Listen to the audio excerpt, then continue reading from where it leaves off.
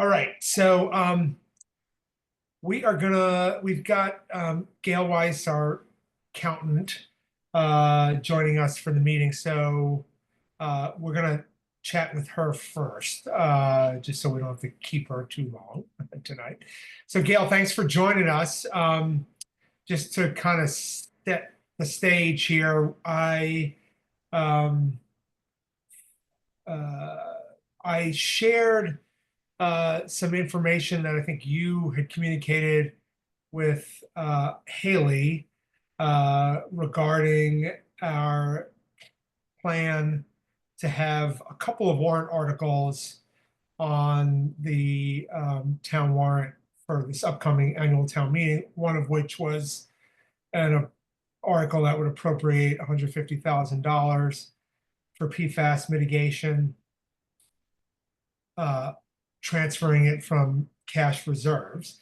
And then a subsequent warrant article that we would move forward with, assuming that passed, that would have rescinded a previous action we took at last year's town meeting, which authorized the treasurer to borrow $150,000 for that purpose. Our thinking was that, given that we had sufficient cash reserves to make that appropriation, that would, by taking that action in lieu of borrowing those funds, we would save the town the interest expense. But ideally was that you really discouraged us from taking that step, and you felt that we needed to take essentially both actions. What one was all, appropriate these funds, but then also give the treasurer the flexibility to borrow another $150,000 on top of a $150,000 loan that he's about to take out if he hasn't already this month. So I think there was, some desire for more information from the finance committee, kind of so that we could have a kind of clear understanding of, I think, a few things. One is what's available for this purpose, what would be available if we take these various actions at town meeting, and then what is the true ongoing expense to the town that we need to plan for. Because I think there's a thought that ideally at some point in the not too distant future, we might even be able to create a revolving fund for this purpose, since this is not going away. This is an ongoing problem, and we're going to need to expend money every year for testing and remediation. So I think that's kind of the background. Am I missing anything important from FinCom? Okay. So Gail, maybe what you could do is kind of give us, just from your perspective, a kind of quick snapshot of where you think we stand on all of these issues in terms of what funds are available, what's coming, pending these actions at town meeting, and what you think is needed, at least for the next fiscal year. Okay, can you hear me? Yeah. Well, to start off, as you know, there was 163 that initiated this from available funds. Then I believe we borrowed, the authorization to borrow, I believe it was May town meeting 2023. And then we authorized another 150 in August 2024 at a special town meeting. Out of that $463, I have $442 remaining today. When you look at the reports, you see like 63,000. Yeah. But all but $400 is committed to a tie and bond contract. I have to pay tie and bond that out, as they bill us. So Okay. I have $400 available, and I'm sitting on probably about ten to $12,000 in PFA bills, PACE bills, which is, I believe, the testing bills right now that I can't pay until at least town meeting passes the additional 120. So, I that- understand this, there may or may not be some sort of grant out there, Mhm. Yeah, but I so think Haley's looking into it. yeah, so that's one of the complications is what we had been, the town had been notified that we'd received or been awarded um uh on two separate occasion awards that would allow us to borrow interest free loans, each in the amount of $150,000. And that some of those funds may even be reimbursable, but it looks like DEP and the Clean Water Trust, which is the entity that had awarded us those uh, grants, I suppose, or loans. I'm not sure what the technical term for it is, but that they are essentially trying to kind of withdraw those decisions. And Haley has been communicating with Aaron Saunders and Joe Comfort's office, and they've been advocating and writing letters on our behalf. So it's not a totally dead issue, but I don't think I don't think we can plan on um, those coming through at this point. I think one question I have for you though is that when we last met with the treasurer about this, which wasn't too long ago, about a month ago, it sounded like he was in the process of securing the first of those two $150,000 loans. And I'm wondering if you had, or when you say there's basically 400 and some odd dollars, that's remaining, that's not, hasn't been accounted for. Does that already include the incoming $150,000 of in the form of the loan that Ryan, I think this month was going out for, or had you already sort of built that in to that line? Well, when I get these borrowing authorizations, I treat it like a budget. But Okay. on June 30th, if it's not covered, as you noticed last year, we Mhm. were dinged about 137,000 because whatever reason, the money was never borrowed. The first 150 was never borrowed. So we got dinged 137,000 on our free cash. We're looking at this year, if this is not covered, probably about 250,000 less time bond bills out everything right now. Okay, I Yeah. see. So once the town authorizes the borrowing, that triggers um, a transaction on your end um, Mhm.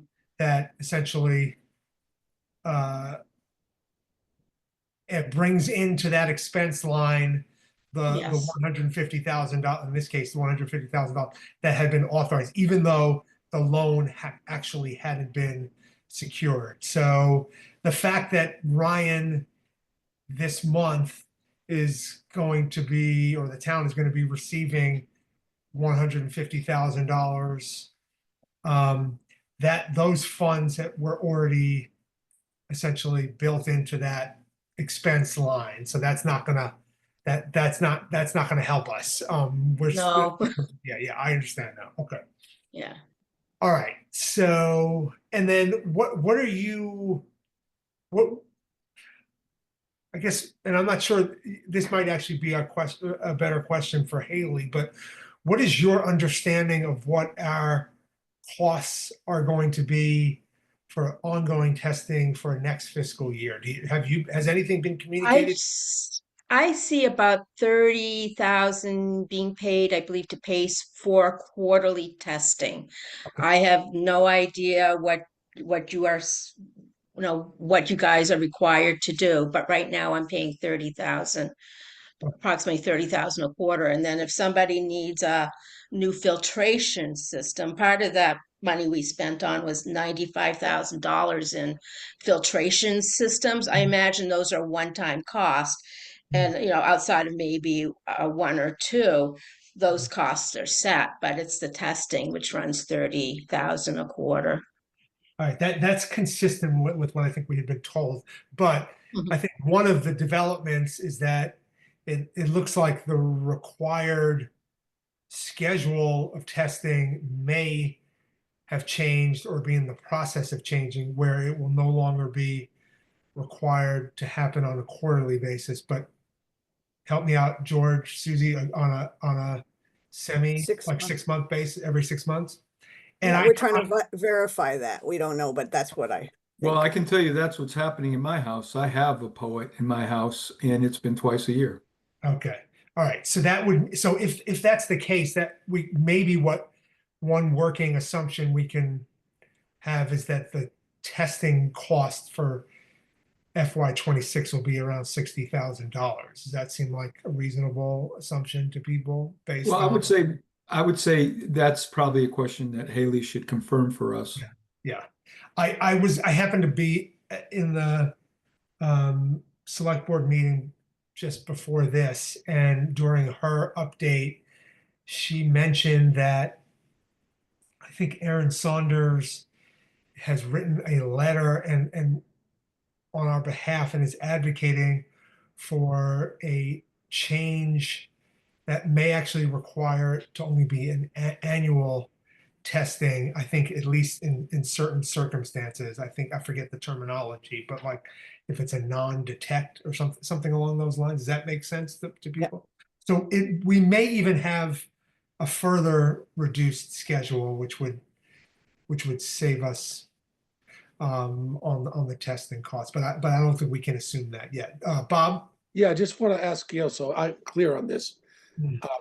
You're saying that the $150,000 loan was created as an asset, basically, even though we hadn't redeemed it. So you've been drawing on that amount, so you're down to $14,000 from that 150, if I followed you right.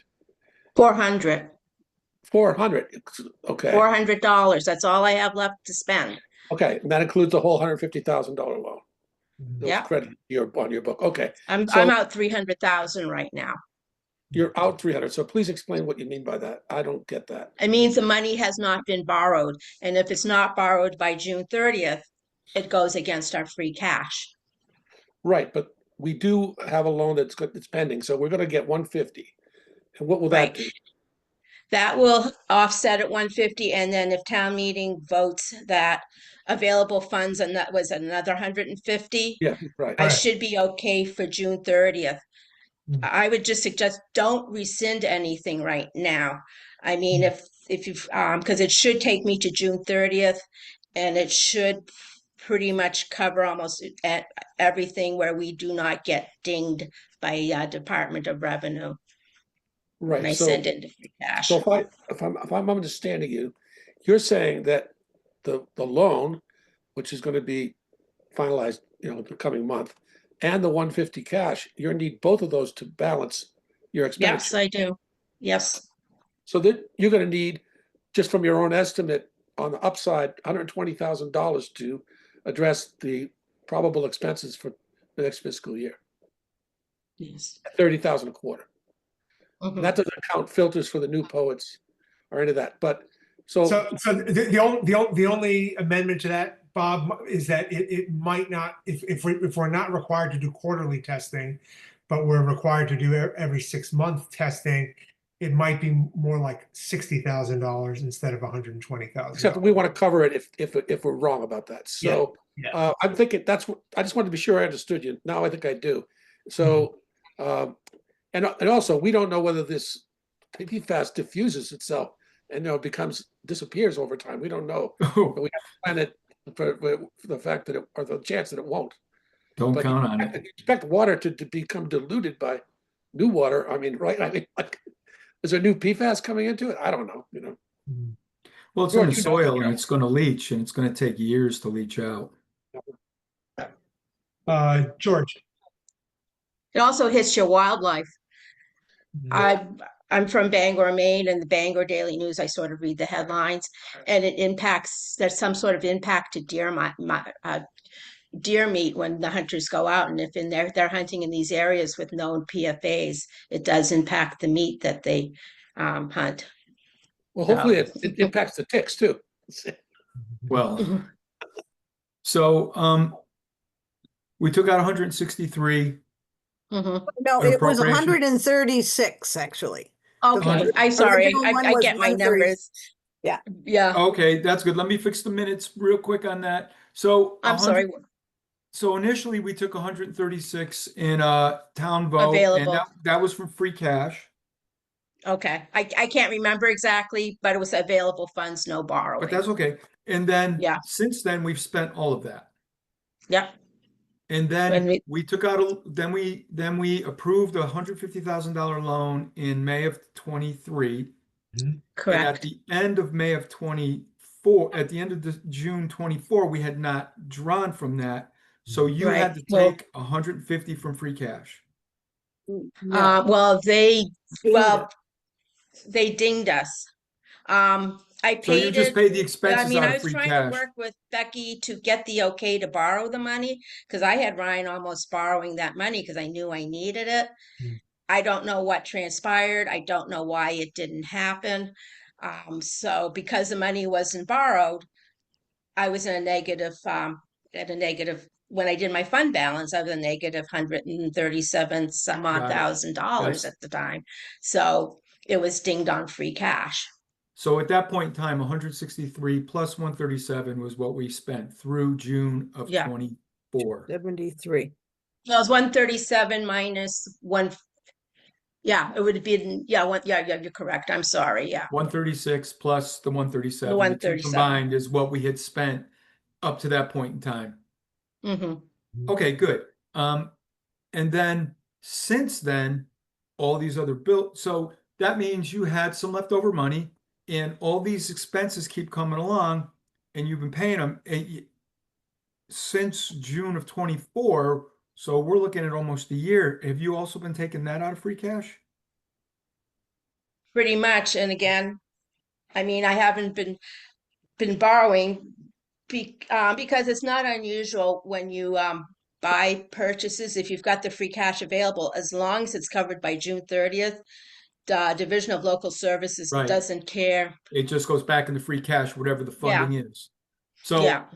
and that's your point about if we can get this loan issued in the next month, then Mhm. that goes back into free cash.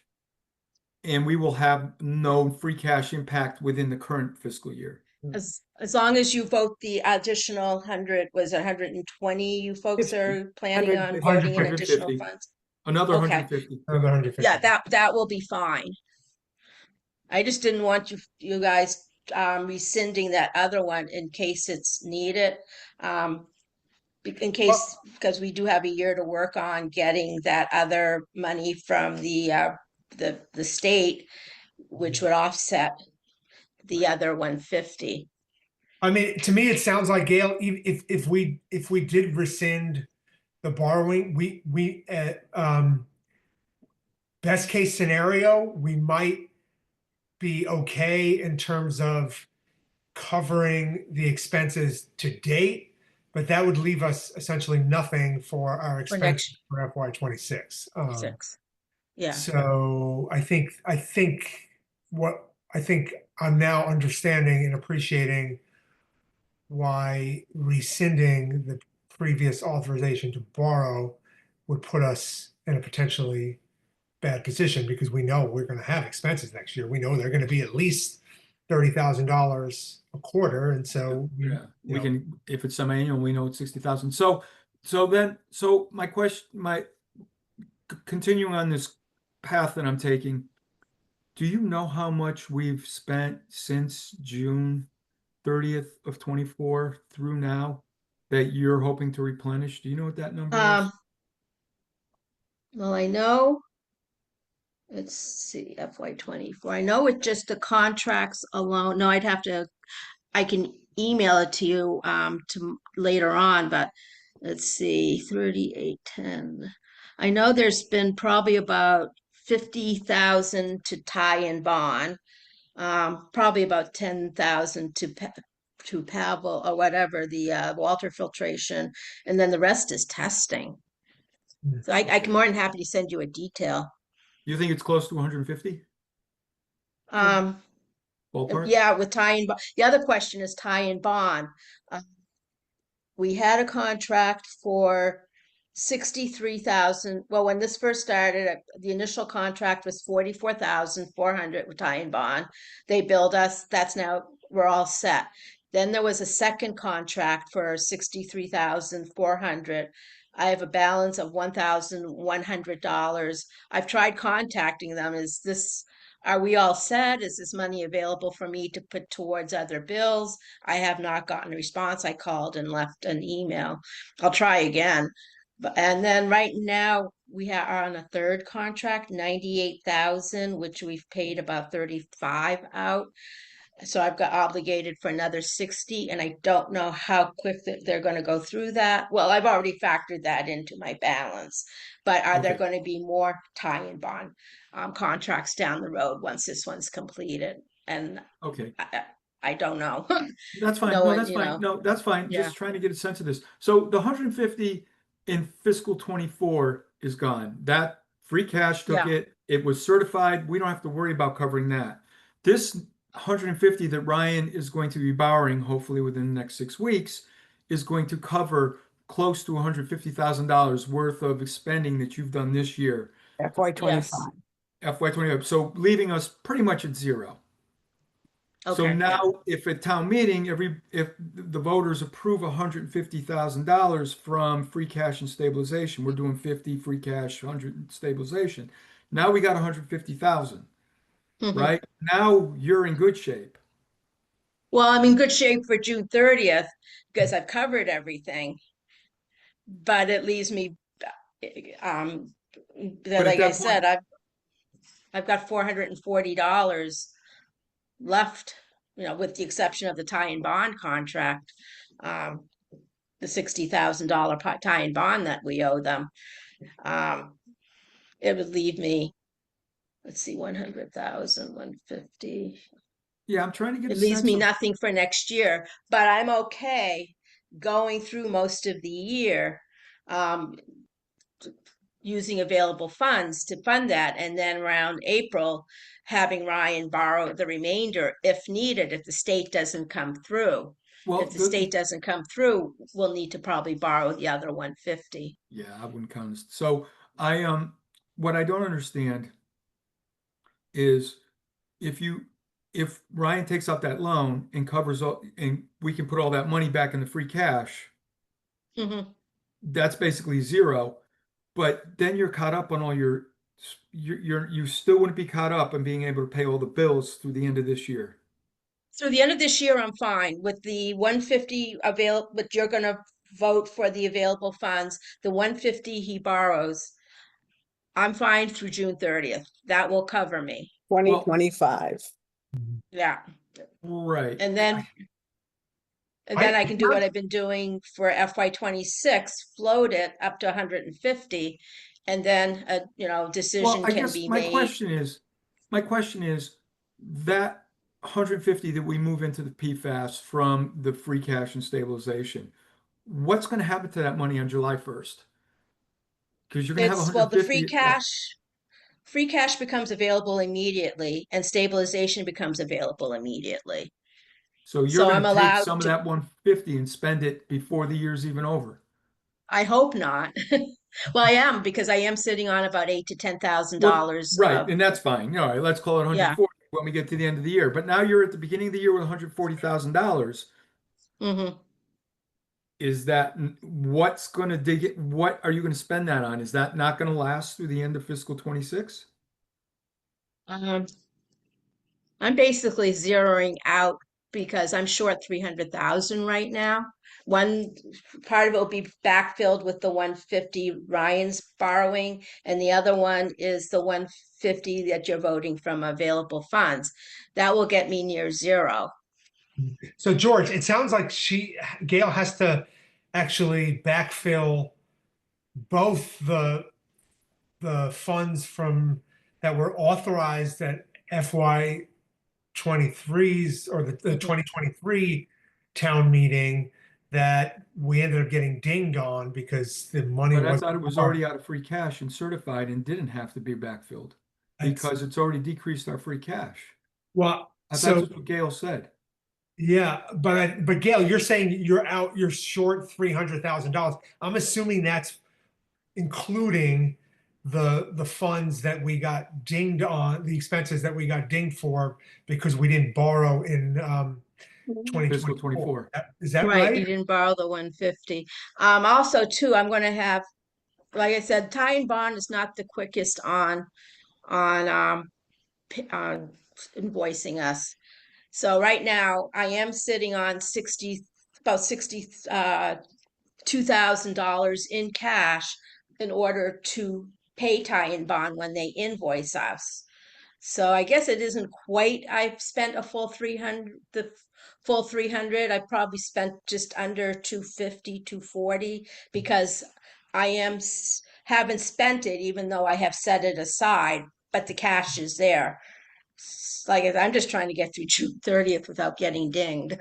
So, And I Yeah, can't understood. imagine Ty and Bond sending us a bill for $60,000 in one jab. so They usually bill monthly, is there any way that, every other month. Gail, is there any way we get a report of the history of spending on this issue? Because that would make it clearer Pardon me? to, if we could get a report, I don't know how difficult it would be for you to make a report to extract this data so that we know exactly what's been spent on this issue and where the funds may or may not have been allocated so that we can understand both sides of the ledger, if you will. I know you're counting some of the tie and bond contract as a liability against some of that Yeah. revenue, but you And know, not so much in detail, but in summary. Here's the summary, beginning what- balance, here's yeah. how it got spent in a how much has 6-month been period. spent, how much came in, so then we know exactly where we stand. You apparently, you obviously do, but we're not clear on it. I think I can speak for George and me anyway. Yeah, So, so so can you do that for us? Is that for FY24? Just from the you want very to, beginning, Yeah. okay, From the 136 and the ding, and then our proposal funding and what expenses you've are aware of, some that are just unpaid liabilities and some are fully paid out. Because Yeah. one option we have is with a very likely fall town meeting to address some kind of need that you might have then. So we have to make that calculation with that in mind as well, you know? mhm. so I just want to Right. finish my train Yeah. of thought. Go ahead. And it is premised on what AJ qualified, and that is that 150,000 from FY24 that you had to take out of free cash, and when free cash got certified was not replaced. So you certified free cash with that number not in it. Free cash would have been $150,000 higher had we borrowed the money. It would have been Do we- $137,000. Okay, right. Yep. I'm Yeah. sorry. Yep. So Yeah, but we didn't backfill it. Free cash is certified. Do we have to retroactively backfill that into free cash? no, So if no, we, they just go from June 30th to June 30th. So once that money's borrowed, the cash flows in. Division of Local Services sees my fund balance as long as it's not in the negative. They don't ask questions. It's not in the negative. yeah, right, They don't right. ding me. So when we get this, so when Ryan gets his $150,000 loan, he's going to cover all the expenses that were paid this year. What if Mhm. town approves the transfer from free cash and stabilization to the mitigation fund, you might need some of that, $10,000, $12,000. And then you're looking at about 140,000. That would be sitting in the PFAS mitigation account. Right. Okay, so we'd be in pretty good shape to get through fiscal 26 with that amount, wouldn't we? Yeah, but just don't rescind that borrowing for right now. I mean, wait until you hear from the state. If, once I see something in writing from the state that money is ours, It's not. then I'd say go ahead and rescind. But We're not gonna get any money from the state. We can't plan Right. on that. Yeah, That's what not money, what- what money are you referring to? Hmm? What money are you referring to that the state would say? The is one ours? from the, was it the Clean waste, oh, not the, Hey, that ain't gonna happen. environmental, Right. the DEP, is that the DEP thing? Yeah, Clean Water Trust. And the they're not clean going- water. But it's not going to happen that way. They would only ever just do zero interest loan. And I think that was part of what was going on, is it thought the loan was going to get directed to there and it would be zero Okay. interest, but we'd still owe the 150. That wasn't, and then there was a chance that they were going to forgive some loans, but the whole program has been kiboshed. We're not Yeah. going there until Aaron Okay. Saunders fights the last fight. So we don't know what that looks like. Yeah, yeah. So a couple of positive developments that I just learned about at the select board meeting tonight is that Aaron Saunders' office has a sort of backup plan, and I wasn't totally clear if Haley was here, we could ask her, but I think next time we speak to her, she'll give us an update. But he has a sort of backup plan, which is in some bill that he has proposed that apparently the governor's budget includes, that I think would essentially reimburse us for these funds that we were promised, but ultimately, but that were then rescinded. So there's something, I think it's not totally dead there. There's some action that his office is taking that, let's see, maybe it'll pan out. The other development was that apparently Ty and Bond has identified some potential grant funds that they are going to be applying for, and presumably that's part of their contract that they have with the town, so that they can pursue that. So maybe there's some other source of grant funds that might help us. None of this is anything we can count on, but it sounds like it was good to hear that there's at least like people are trying to work on our behalf. So we'll see if anything comes of it. Susie. And we had been thinking about rescinding the loan authorization and then proceeding into the fall and seeing how we would meet any unworked out expenses. We can do it the other way. We can leave that loan in place, and if some of this pans out, we can rescind it at a fall meeting. So, Okay. because what we're trying to do is avoid the cost of interest if there were going to be sources to do that. And one of the sources might be our own free cash. And so I'm still a little bit hazy on some of it, but I would say that the free cash that got certified last at the close of the year, that was the close of FY 24. Yeah. That was a healthy amount of free cash, and we weren't saying, oh my God, where's that Right. 150,000? We did well. So the whole flow, and this has been so symptomatic of the times we're in right now. Yeah. So many moving pieces. So we can just leave that on there, not rescind it, and then wait till the fall and sort out the pieces. And maybe some of it will fall our way. But having just prepared the FY 26 budget, it's hard to get pieces falling your way. That's for sure. That's it. And I would just, if Yeah. I could, Susie, the only thing I would say is we just need to make sure Ryan knows this plan and doesn't run out and make that. Okay. Yeah. Borrow Oh, that yeah. other I'll mention. 150,000. You only one right Yeah. now, please not Only two. one. That's all you really need, as long as you keep the 150 out of available sources. I should be okay. It will get me through June 30th. I'm not expecting Ty and Bond to bill the full 65, 61. They bill about, looks like about, well, last April was about 9,000. March, yeah, it's running about anywhere from 4 to 9,000 a month that they bill us. And it's a $99,000 contract, and I'm only a third of the way through. And those funds are set aside. That's money as far as I'm concerned, that's available funding. So So I think based on this conversation, I think what we'll need to do at town meeting is just withdraw the warrant article that rescinded the borrowing authorization, which I think will be not complicated for us to do, and we can just explain that we may not need to borrow the funds, but we don't know that for sure, and we don't want to. We want to have the flexibility to do that if we determine it's needed. So, yeah. Bob. The only thing we're gonna have to do is check with Ryan, because he left me with the impression that if we didn't rescind it, he would be obligated to borrow it. So we're gonna find out what that Yeah. issue is all about, and whether that's something we have to be concerned about.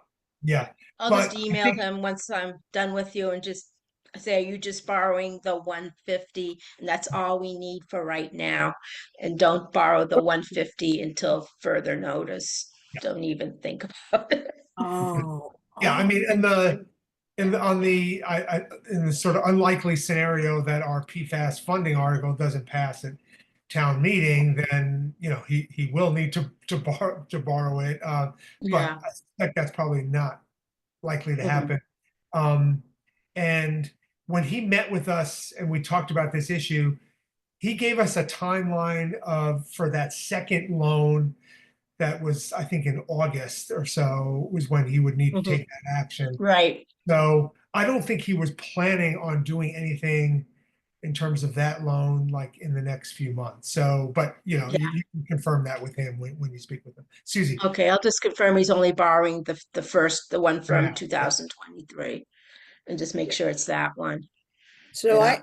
I guess I was assuming that because we passed warrant articles that said we'll borrow, that was a time frame connected to it, but it sounded like that it's the costs and the bills you're holding that force the issue around when to borrow. So I don't Yes. know if there's a time frame that the town meeting in 24's authorized loan, I don't believe it kicks into anything unless there's some bills that have to be, that you're running a negative balance, and we're thinking we're making that not happen.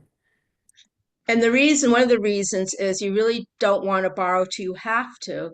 It's like when we buy trucks and such, sometimes there's a year and a half wait. The last We one. wait till that truck is purchased, because if we borrowed it a year and a half ahead, you're paying interest a year and a half Right. ahead. So Ryan's good. We wait when I put the money out for the truck, he then gets ready to borrow it, make sure it's done before June 30th, and helps reduce interest cost as best we can, or he can. Woof. Complicated. Yeah. It has been confusing. And I just want you folks to be aware of something. If we do get money in from the state, there's been new guidelines set. Saw If we that. do receive PIFA money from the state, they want it either to go in the general fund, or it can be set aside as special revenue for reserved for appropriation. So we can definitely use it for that purpose. It just may take a town meeting vote to do that. In that second one you just said, that means we could put it in the PFAS mitigation fund. Right. Yeah. Just to be clear. You just have to Spent for vote it, that. or yeah, Yeah, or you can I saw that. probably set it up. Because like I know you can take certain money, set up a stabilization account, and Yeah. probably have to contact the state. But the Mass General laws allow you to take dedicated revenue streams and put it into stabilization accounts. The only problem with that, you need a 2/3 vote to get it back out. But Yeah.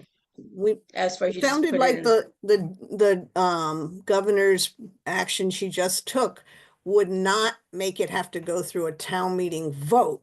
It could just say, oh, here's the money we're getting for a PFAS settlement or for PFAS something. It can go right against that cost, and no middle messing around. yeah, I'm gonna have to find out when the time comes. I mean, but like I said, I can reserve it, put in a special spot, and it's just a town meeting vote. So it's probably by simple majority to get it out of there and moved over. I don't know why they did that. All right. Okay, I think we're getting closer to having some clarity on this. So Gail, thank you for taking time. Is there any other questions for Gail before we let her go? I just want to confirm do you want me to break it down by year on what we spent? What's the pace, what's Pavel, and tie and bond? Those are the three big. I know there's been some small postage costs. I mean, I'll put them in there, but I just probably call it miscellaneous. Yeah, I think that is it, right? Those are the three kind of categories. We're out and Okay. and the revenue picture as it flowed is also the part we need to Yeah. understand. Right, like what were the sources of those, Right. what And when they used to happen. pay those, yeah. Well, the revenue and the borrowing hasn't come in yet, so Right. it's just the initial one. I don't know 130. why I keep saying 163, the initial 136, so. And the ding. Yeah. And the ding on free cash that the state took. 2 revenue pieces have come in. Uh-oh. Yeah, Does that No, make they sense? Kate? haven't. Ryan has not borrowed the first 150.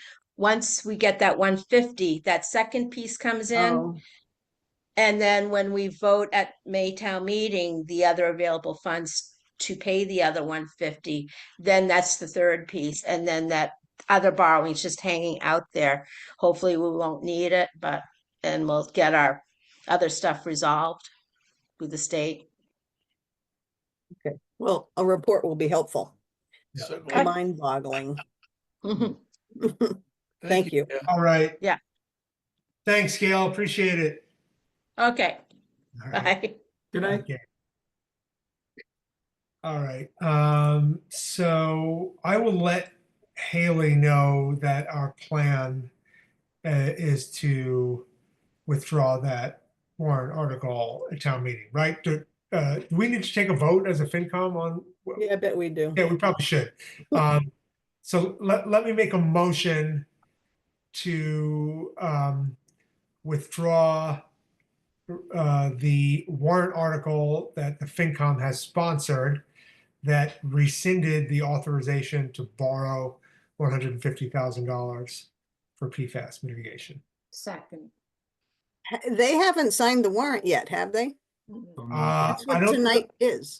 they voted, I think they voted tonight. Oh, okay, it's done. Fine. It's done, yeah. And I didn't, given that we hadn't had this conversation with Gail, I didn't Right.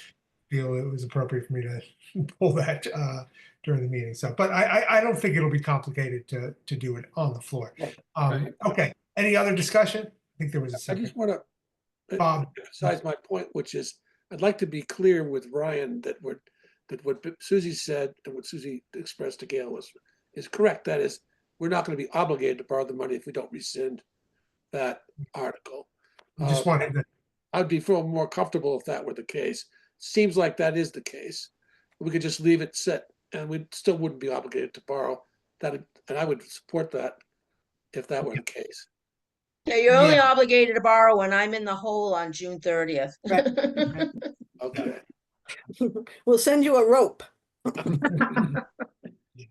yeah, but Bob, you're right. This is not, it's not a directive to borrow the funds. It's, by doing this, we want him to have the flexibility to do so if it's determined that he needs to borrow additional funds for this. So. Okay. Okay. All right. So let's proceed to a vote unless there's other comments. Arnett, aye. Groves, aye. Hemingway, aye. Cashew, aye. Mosier, aye. Salvador, I. And Stein, I. Okay. That's awesome. All right. So I think we have a plan on PFAS. All right. Next up, I think we've got a few sets of minutes, right? 3. All right. Let's see. I think we have, let's take them in order. So we've got April May 29th. 29th. Yep. Yeah, April 29th. All right. So I'll pull those up.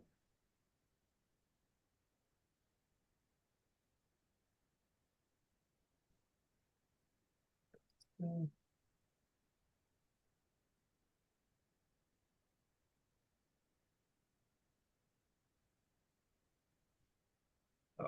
sorry, my computer's acting up.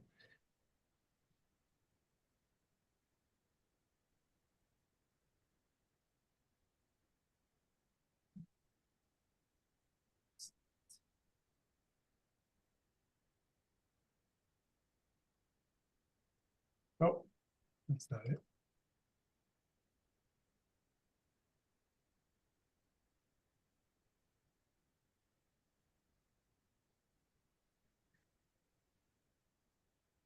Oh, yeah. All right. Hang on a sec. Oh, I see.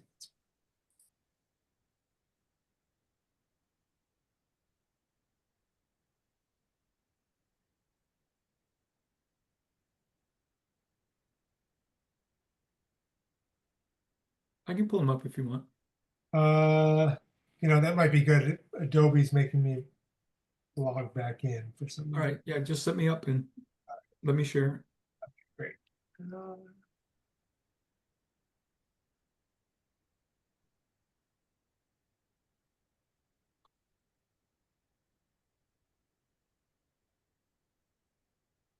All right, you should be able to know. Okay. All right, here they are.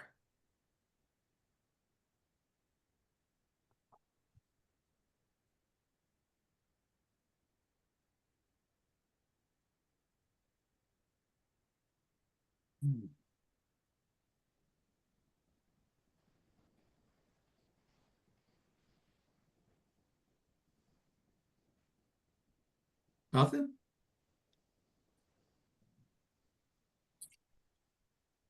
Let's see. Looks good to me. Does anybody have? Okay. Make a motion, we approve the minutes. Second. 29th. All right. All right, any other discussion? All right, George? Awareness, aye. Groves, aye. Hemingway, aye. Cash, aye. Mosher, aye. Salvador, I.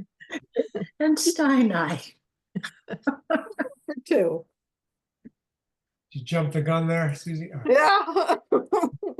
I'm awake. right. All right, so that's April 29. Then we have May 6th. Right there. All right, so this was our joint meeting. I Yes, never know what, so these joint meetings, I guess we have to have separate minutes from, in this case, the select board, but yeah, yes. Well, I guess, I don't know. that's fine. I mean, I suppose I could take theirs and do something with them. I mean, you can see I just summarized. No, this is good. There's not a lot of detail here. Yeah. But I summarized what we did. It's Yep. there. I think these are all the things that we covered for the select board Yeah, no, I think this is right. in our overview. And then reviewed the annual meeting. I couldn't remember this very first one, if I should keep this one in or not. I had written this in the minutes, but I don't remember, was that part of a discussion? I don't I know. I don't- mean, Remove police And detail. I Must- don't remember that. yeah, I don't think it was. It might have been a holdover from a previous minutes. Maybe, yeah. All right.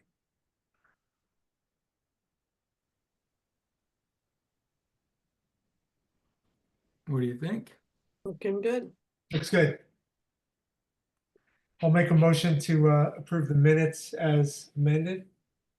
Second. Carbonitis, I.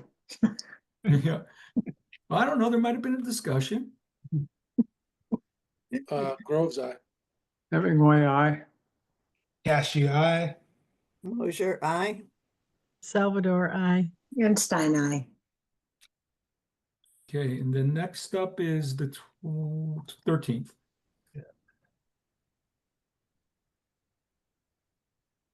I have a small style criticism, George. Sure. 1A, another new prior year bill. I just would get new out of there, another prior year bill.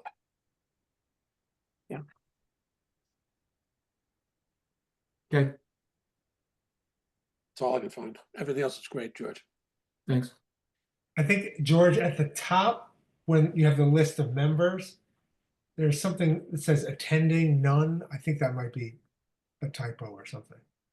Nobody was attending. That means others. Oh, okay. I'll like non. Yes, Thanks. Yeah, non-members. I mean, should I say that? Non-members Yeah, I attend? think so. yes. Okay. This will be the new norm. All right. In fact, I'll put that on the meetings for this one too. Okay, great.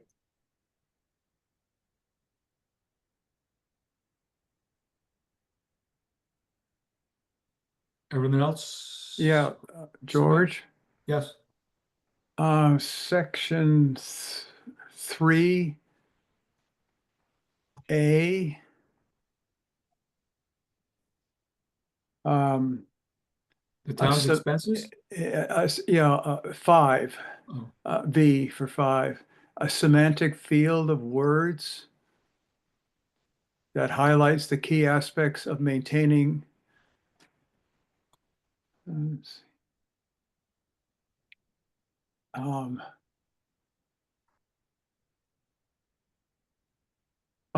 Maintain that highlights the keys is plural. It should be singular. That's all.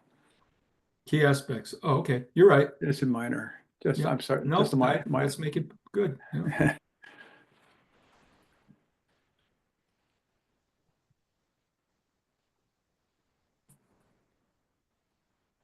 All right, anybody else have anything? 13. All right, I'll make a motion to approve the minutes from May 13th as amended. Second, Second. All right, any other discussion? Arbornitis, aye. Groves, aye. Hemingway, aye. Cashew, aye. Sure, aye. Salvador, I. Great. Stein, I. Great. All right, so we're caught up on minutes. So I think our main task for tonight is to plan for both the budget presentation meeting and and our contributions to annual town meeting. Maybe before we dive into that, I think there's probably just 2 quick updates. One, I think you guys saw an email I forwarded earlier today about this school finance sort of fiscal stability analysis group. So let me tell you sort of where that came from. So Lynn Griesmer, who's been kind of spearheading this group and this effort, reached out to the superintendent to inform her that, this is what we're hoping to do, and that she really wants to collaborate, this group to collaborate with the superintendent and the regional school committee. So that was the superintendent's response. So it looks like there was one confusing detail, which is she had proposed a meeting, which is Tuesday, June 18th, but that June 18th is a Wednesday. So we'll get some clarity. It's either going to be that Tuesday or Wednesday. So this group met this morning that Lynn has assembled. And it basically consists of like Rita from Shutesbury, myself, I've been joining them, John Trickey, Tom, I forget his last name, from Leverett Hankinson. Sure. Yeah. Oh, yeah, Hankinson. And I think the town, or the person who sort of serves in the town administrator role in Leverett, Margie McGinnis. Marjorie, yeah. So I think their plan is for this group to essentially collectively draft a set of questions. I think Lynn has already started, that are sort of questions about the sort of budget process and the budget circumstances that this group would be sort of able to explore and kind of do research on and get answers, so that all 4 municipalities are kind of more better informed going into the budget process. So we're going to have an opportunity. I'm going to ask you guys to look at a set of questions that Lynn is forwarding. I haven't seen them yet, but and then we can add to that.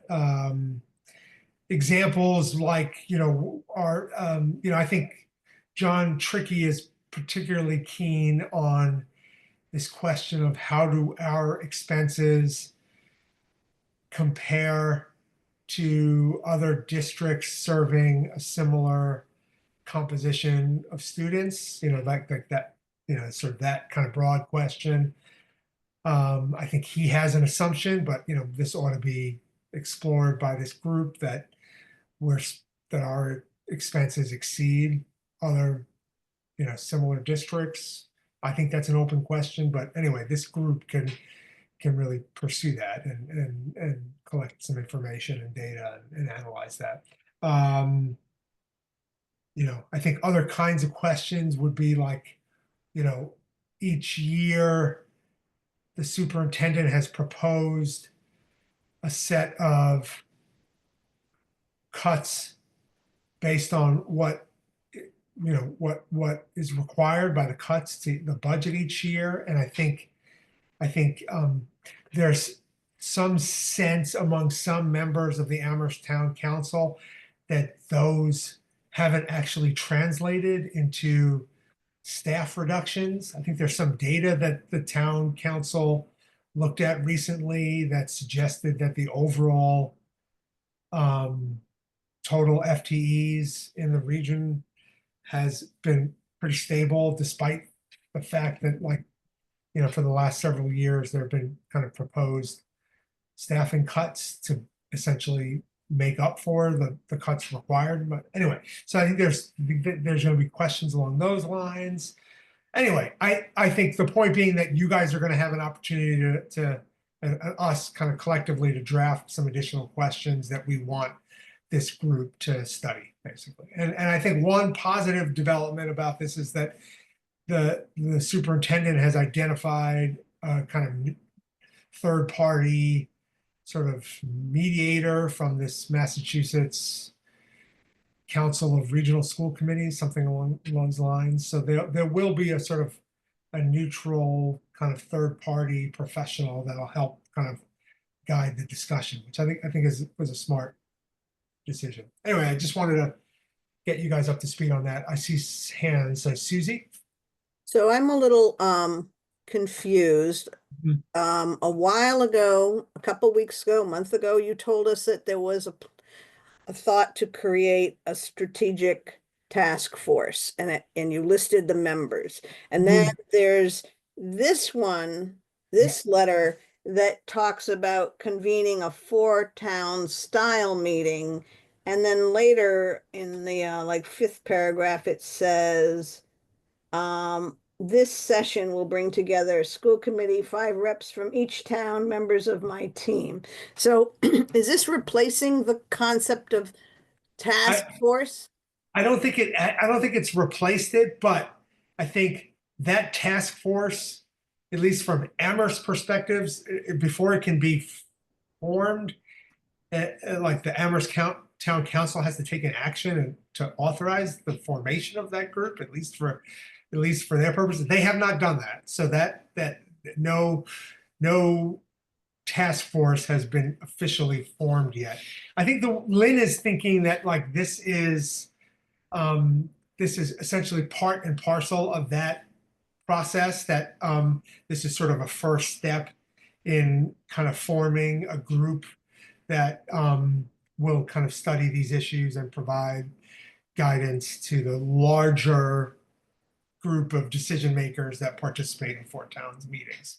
So I think it's not that it's replacing it, but it's sort of the first step in actually getting that something like that group together and So when she says 5 representatives from each town and each school committee, does that mean all 7 of us don't have to go?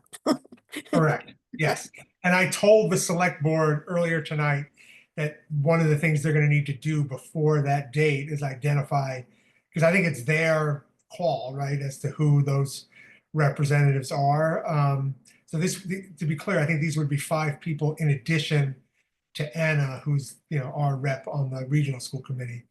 So I know Rita said she doesn't think she's available. I told her I was, and I'd be happy if they want me. But I think there's there's at least 5 spots up for grabs. But yeah, I personally think at least 2 or 3 of those should be members of the FinCom, because I think we've been thinking about these issues and talking about them probably as much as anybody in town. So I think probably somebody from the select board ought to be. If it can't be Rita, I think it should be Eric or Melissa, and then I don't know, maybe somebody from the Shutesbury School Committee. I'm not sure who else might be, but, so, I think let's say it's either June 17th or June 18th. Are there members of this committee that think they'd be available and would want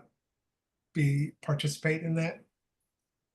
All right, so Susie, I was hoping you'd raise your hand. Okay. Yeah, I'm gonna be out of town.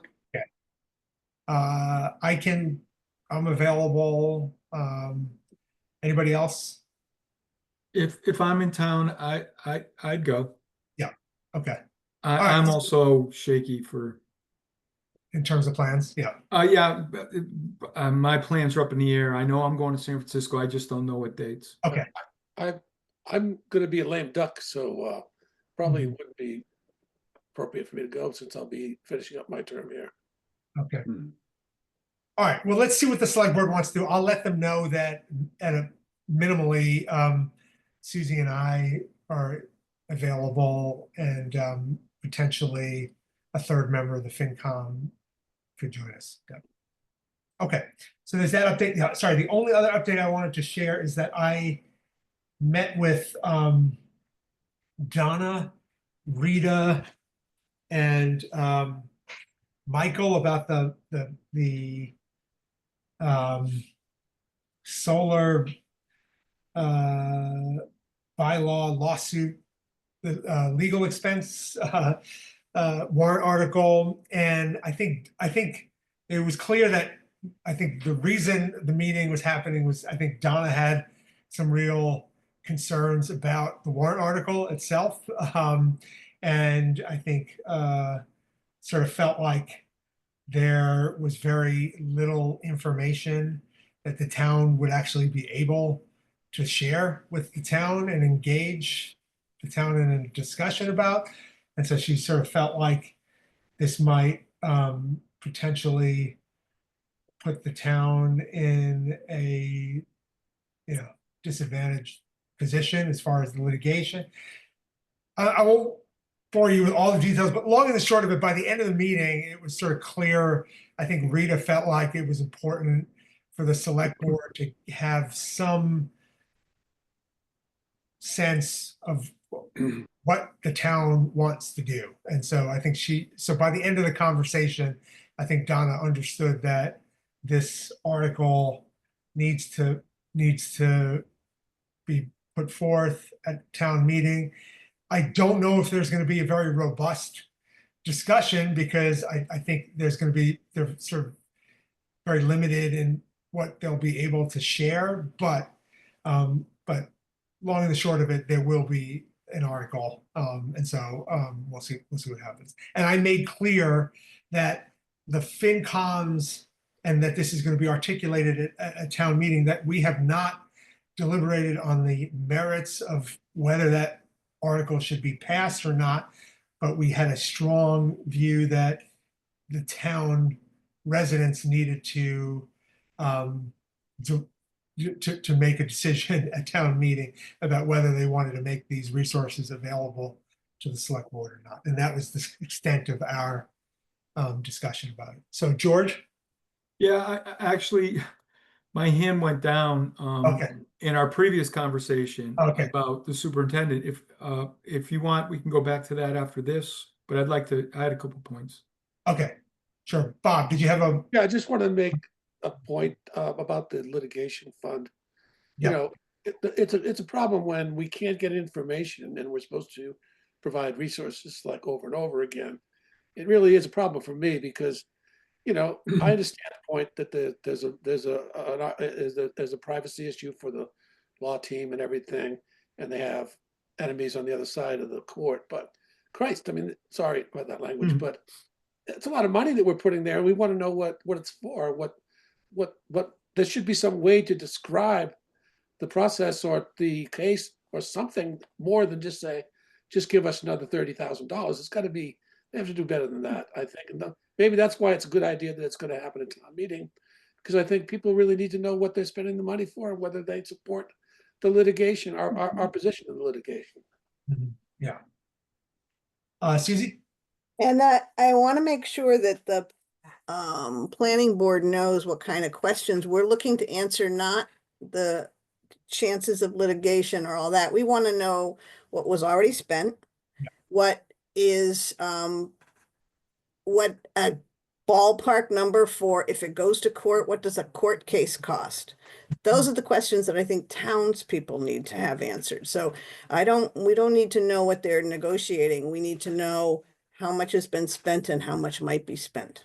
That's really, so I wonder, I know that Rita said that Brennan was identifying what had been spent and what of Donna's time has spent for this. So, Yes. but I don't know if the planning board understands what the information is that we'd like to ask. So we need So to do that. yeah, so Rita confirmed that they are putting together that information about what's been spent to date. And it's not the planning board that will share that.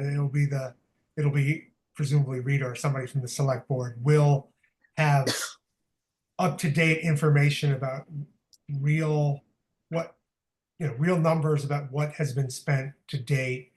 I think there's and I think in terms of what it's going to cost in the future, I mean, I don't know what they're planning to share there, other than the fact that there's a warrant article for $30,000. But presumably that's what they think it's gonna cost, at least in the upcoming fiscal year. But I don't know. Yeah. Well, They had said that part of that money and it would be in September, it would be for discovery. That's not the court costs. And so that's the kind of I see what you're saying. being clear the Mhm. town needs. If it's going to be 30,000 and it goes to the end of the court, that's a amount. But if it's going to be 30,000 for discovery and then we go to court, I did call Waltham and ask them because they pursued a bylaw case that they lost. And when I talked to the legal department, she said, well, we have our own legal department. We didn't have to pay anybody for that. And we don't know what it cost for us. And they lost the case. So, so that's about having a city. That was, a different perspective. So she couldn't tell me what it cost to litigate. Yeah. All right. I see April's hand up. Yeah, I would also like clarity about why is this litigation so secretive? It's not personnel issues. I mean, if there's a way for us to understand why we can't know what's going on, it doesn't make sense to me why it has to be so secretive. can I speak up on this issue, Sure. AJ? Go ahead. I think one of the other things that people need to know that I think we can disclose is what the lawsuit is. Yeah. People need to know we're being sued, right? Just the high level. We're being the town. Who's suing who? The contractor, the developer is suing the town because they don't like our bylaw. And people need to understand what the impact of a final result will be of this. Either A, right, and I could be wrong, but either A, we change our bylaw, or B, we lose, we win, and they have to abide by our bylaw, right? I think people need to know that too. And that's something we can disclose. Yeah. Yeah, I mean, I sort of put it slightly differently. I mean, I asked Michael, I said, like, obviously, when the lawsuit was filed, the town had a decision, right? I mean, we could have essentially, I don't know what the terminology is, withdrawn or the bylaw or rescinded the bylaw, but we chose to fight it. And the rationale for that decision, it seems like, is information that has been shared with the town, can be reaffirmed at town meeting. And I don't understand why that would be confidential information. Like, what is this? What is the rationale for pursuing this, as opposed to just simply folding? And so I think, yeah, I think he agreed that, like, yeah, that kind of information can be shared. George, your hand is still up. Is that? That's regional that's- school. Okay, so Bob? Yeah, I just wanted to say, from my perspective, we passed a bylaw. It was reviewed by the Attorney General, said it was acceptable. These people are saying our bylaw is not constitutional. It violates state directives or state law. Somehow they're saying it's defective. Why do we have to be, the judge will decide whether that's true or not. Why, I don't understand why we're spending all this money. We've got the law. It stands on its own merits or it fails. The judge decides. I mean, I don't understand why we're spending all this money. The law is defective somehow, then it's defective. Then last time we did this, the law got thrown out. Our bylaw got thrown out because it was deemed to be defective based upon some violation of the state constitution or the state directives that were sent down to communities on green energy or something along those lines. So I don't understand why we're spending all this money. Why this? It's up to the litigants to prove that our law is defective, not up to us to fight. I don't get why we're fighting it like this. All right. Well, so anyway, I think, I think sort of the good news from our perspective is that we wanted to pull this out of our operating budget, right? We wanted to have a separate warrant article. We wanted the town residents to have, an informed discussion about it. I think all of that's going to happen. I don't know precisely what information the planning board or the select board is going to be able to share. Frankly, I think that's their, that's their role, that's their problem to sort of figure that out. But so I think I think we've done what we needed to do, and we'll see we'll see what happens, right? And then that'll determine whether these funds are made available or not. Assuming if it passes, like this may not be the last of it. We've heard like the same as has happened in every other, like the last couple of years. They may end up blowing through that $30,000 and coming to us and saying we need more funds. And at that point, we'll have to have a discussion about what we want to do in that case. But but I think we've got a good plan. I think we made a good decision about sort of how to proceed with this. But AJ, you said that they're going to give us a report about what they've spent up to date. So Rita is a town meeting. She has assembled, and I guess it's with Brennan's help, that has been pulling all of the bills and will be able to report out at town meeting during the discussion about this, what's been spent to date. She was clear about Did you that. hear anything more about FY25 needing some more money? I did not, but you're right, that was, let me Rita mentioned follow it up with in one of Haley our about that, meetings. because that was the plan was to see where we were at the end of this year about whether it would need a FinCom reserve or a line-to-line transfer. So I haven't heard anything recently about that. So let me reach out to Haley and see what she says. Okay, so I think that's it on what is it, Article 17. So George, going back to the regional. Yeah, my hand was up, and when I talk, it takes it down. If I talk before, it notices it, and when I'm writing minutes, I don't see that, and so I have to learn not to talk out of turn. Three things I want to mention. As far as the regional schools having comparable costs, I was in communication with John Tricky because he was feeling me out about how I felt about all this. Really not me, but how our town is feeling. Bob was on that string. And the numbers he showed, which I guess we talked about Lynn Gressmer's husband published an article and he had comparisons to other towns. We got to be really careful about regional schools versus school districts that have K through 12. There's good information on at the DESE website about cost per pupil by schools. And there's probably good information to help find schools that are comparable to us and then get their information. So I just want to throw that out, AJ. The DESE website would be a good resource. And that's been a point I've made in each of these discussions is that the goal of this analysis ought to be to make the best, fairest possible apples to apples kind of comparison, and not these crude comparisons that compare a K-12, district to a regional district that's only serving, 7th through, yeah.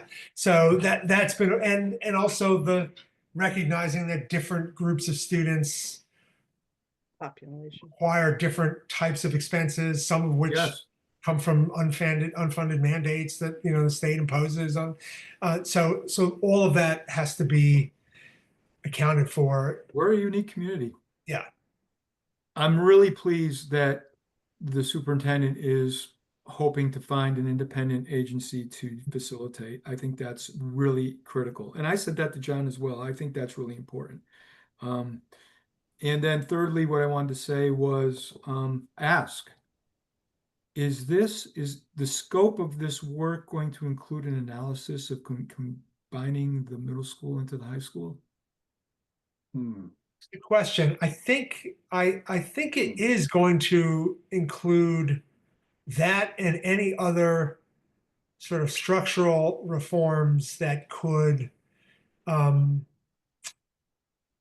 that could reduce the costs of running the district without making, significant impacts on kind of student opportunities and student learning. So yeah, I think that is, and I think I'll make sure that this list of questions includes some question about structural reforms, separate and apart from these kind of like line item, like, are we spending too much on this, or are we spending too much on that, or but like, are there opportunities to restructure the district in ways that can Yeah, because that's, I mean, for a lot of people, that looks like low-hanging fruit. I mean, If it's- one of my questions I framed is that, we've seen now, I think for the last few fiscal years, that the projected level services budgets for the regional districts have always come in at about a 7.5% increase over the previous fiscal year, right? And so, and so that's never going to be achievable, right? We're never going to be able to, and there's also an additional gap, right? That's like 7.5% in terms of what the operating expenses are each year. But then because the revenue sources increase by, 1.5% or something, the actual assessment required by funding a level services budget is really closer to like 10% each year. So my question was that I thought it would be important for this group to really understand what are the key drivers that explain that kind of an increase from one year to the next. Like, what portion of that is, step increases, COLA increases? Is there a component of that that's like reduced declining enrollment? I have no idea. Maybe that's some component of it. And so anyway, getting a better understanding of what are the components of the budget that are resulting in these level services increases that are like in the 7 to 8% range, as opposed to the 3 to 4. Yeah. Anyway. All right. Anything else on those two issues? Okay. All right. So let's talk about the budget information session. So first, we should make sure everybody's clear that this is going to be on Wednesday, not Tuesday, but Wednesday, 28th. May 28th. Yeah. And so I'll post a meeting for that.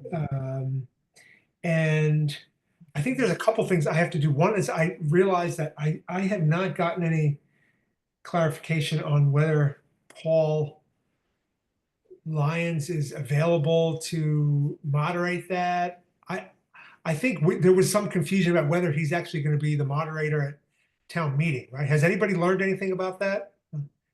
Nettie's gonna be the moderator, that's what I heard, but the other piece is that our meeting is on a school night, and having been a former teacher, I would like to be able to say we would be comfortable with either Paul or Nettie doing the information session, but it's up to them.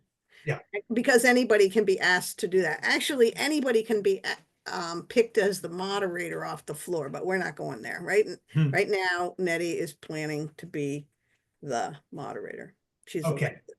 Okay, I think from my perspective, I just want to make sure that we have a moderator for the budget info session. I just think that that conversation has gone well the last couple of years. I think that the fact that we have this moderator in that role, I think has helped. So I'll find out what the plan is for that.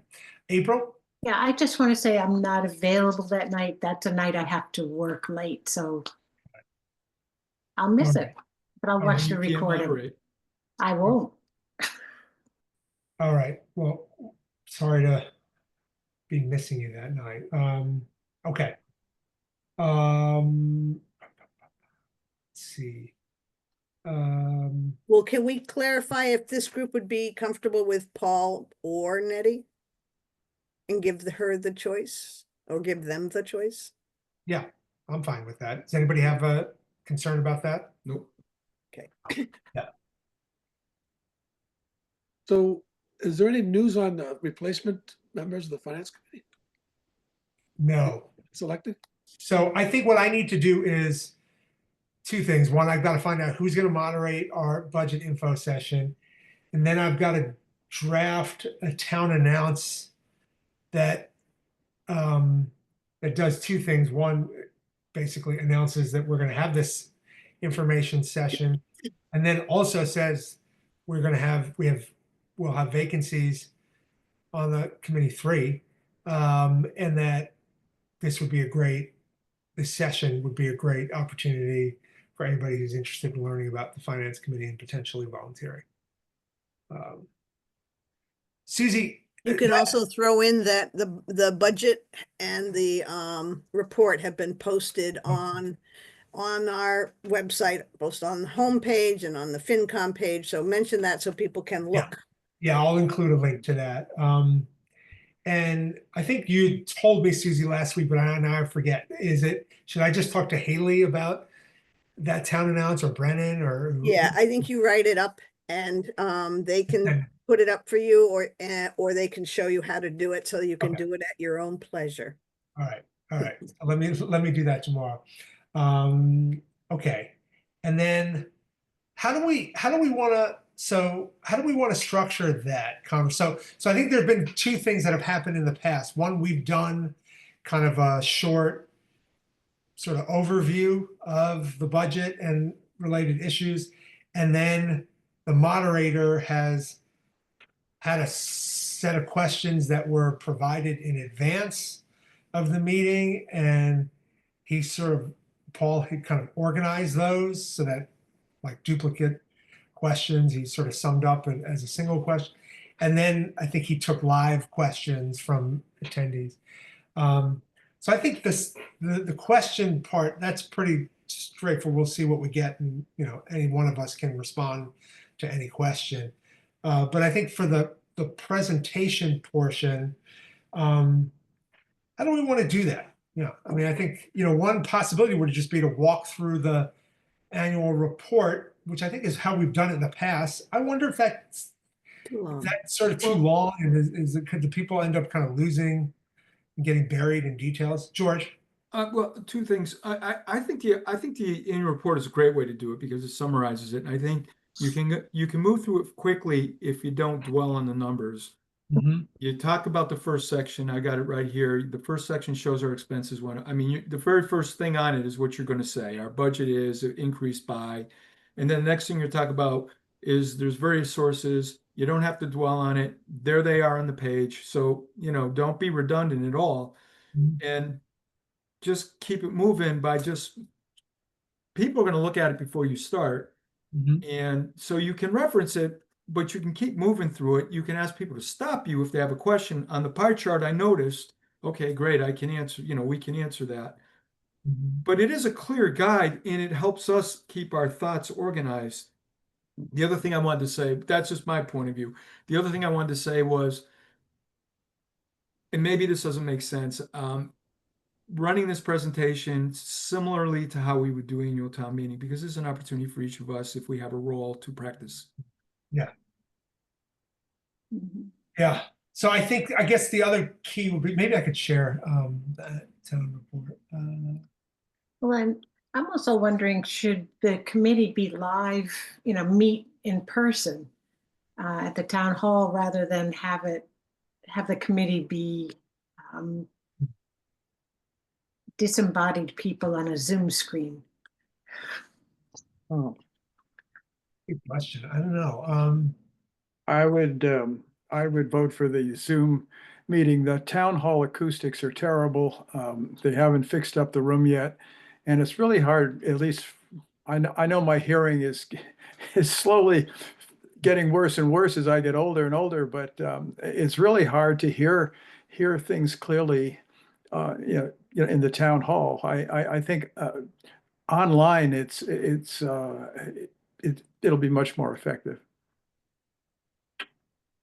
I think sometimes also when there's a document that's being shared, Mm. like that process goes better when it's Zoom. Yeah. As people just can I'll tell you, see. AJ, in the old days, when Becky would bring copies of everything to a finance committee meeting, I mean, I saw dead trees. Yeah. It's just amazing. And we'd all go home and throw it in recycling. Yeah, right. Yeah. Right. That'll happen anyway at an annual town meeting, but yeah, but I think for, Right, but at least not every time we have a meeting. right, yeah. Mm. Yeah, I think, so I think, April, to answer your point, I think I tend to agree. I think virtual might, for the info session, might be preferred. April, yeah, it's easy for you to say you're not going. That's right. Well, but I also, if there's no way to sort of keep the committee Yes, no, faces in the same way, in the same place, yeah, but, and I'm not going, that's right. I think, George, to your point, I think this box is really critical to get early in the discussion, because I think for some segment of the audience, maybe more so an annual town meeting, that's ultimately the most important piece of information they're going to hear is, well, what is, what's going to happen with my tax bill? And Except for that box does not have the average, that particular box doesn't have the average single family expected to go up around 338. And that's a bottom line number. People aren't going to do the math. you're saying That's something, but that's could- something, whoever's presenting this can say. I mean, when Yeah. I do a presentation like this, I'll Right. talk about these numbers and then I'll Right. say the difference between is, I'll put things in the margin, and when I'm having a conversation to a group, I'll fill in the blanks. But I actually think all of those numbers are relatively not important, and just that piece is really important. So there's a lot of numbers there, and being a person, I've had people, they just blank out at the number. So yes, I think you're right. You can add that as a comment, but I wouldn't focus on the numbers in that box, because really what they want to know is, how is this going to affect me? Yeah, in that regard, page 2, Yeah.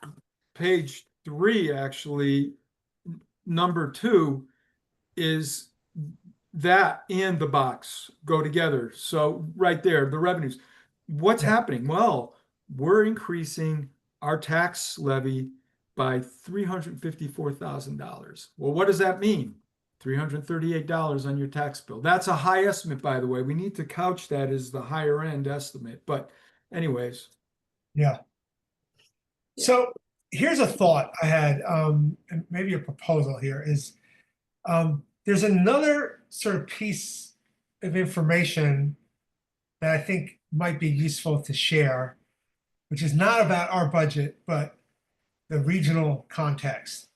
And I think it's important for people to understand that the challenges that have constrained us in Shutesbury this budget year are not unique, and that, you know, I think folks that read the newspaper have seen that really what we're dealing with is mirrored by essentially every town in our region. And so I think maybe one of the things we can do as well is do a very kind of short summary of, like, you know, here's what some of our neighbors have had to do this budget year. I think I feel like that information might also be important to share. That's not part of the budget annual report because it's not a Shutesbury thing. It's about what's been happening in neighboring towns. So one thought was that, like, if somebody else wants to sort of walk through the kind of high level walkthrough here, and you know, I could share, because I know George and I have both been like putting news articles into that Google sheet that he had set up. So you know, like I could share, I could do kind of a short, you know, here's what like 5 other, you know, towns in our region had to do for their budgets this year, or something like that, and kind of give us, you know, the comparable numbers on sort of what their budget increases, which towns have had to do overrides, and like that, just to give that information. I don't know, it seemed to me that might be, people might be interested in that, and that might be helpful context for folks. So one thought would be like, or vice versa, like I could do some of that kind of regional context stuff and somebody else could do kind of a walkthrough of our budget, or the other way around, I could do some, you know, at least part of the walkthrough of the budget. Somebody else could give some of that regional context. I don't know. What do people think? Susie? I'd be willing to do the revenue page. And I can tell you right now, I feel like very light on details, just kind of the general picture of where our revenues come from. And then I guess, yeah, so I could do that, and I would end, and in that page, I would also just mention that the average home estimate increase. And since it's not on this particular page, but I would talk about that in this page, if that Okay. sounds okay. So you would basically essentially kind of start the discussion and kind of cover page 1 here. And then maybe somebody else could sort of take over and on the expense side. Is that what you're thinking? Yeah. Yeah. George?